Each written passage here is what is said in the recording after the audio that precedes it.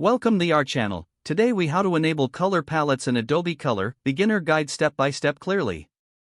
To enable color palettes in Adobe Color, start by visiting the Adobe Color website. Once the page loads, look for the sign in option at the top right corner. If you don't have an Adobe account, you will need to create one.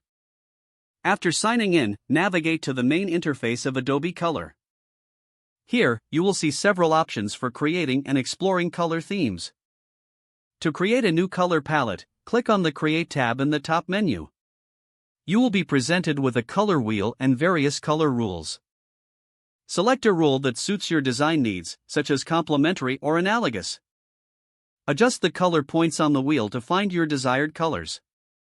As you adjust the colors, they will appear in the color palette section below. You can also input specific color codes if you have particular shades in mind. Once you are happy with your palette, click on the Save button. A dialog box will appear asking you to name your palette. Enter a name that is easy for you to remember. Choose a privacy setting for your palette, either public or private. Click Save to finalize your color palette. To view your saved palettes, navigate back to the main interface. Select the My Themes section from the top menu. Here, you will find all the palettes you've created and saved. You can click on any palette to edit or share it. Now you have successfully enabled and created color palettes in Adobe Color.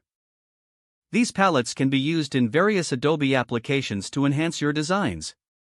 Explore and experiment with different combinations to find the perfect color aesthetic for your projects.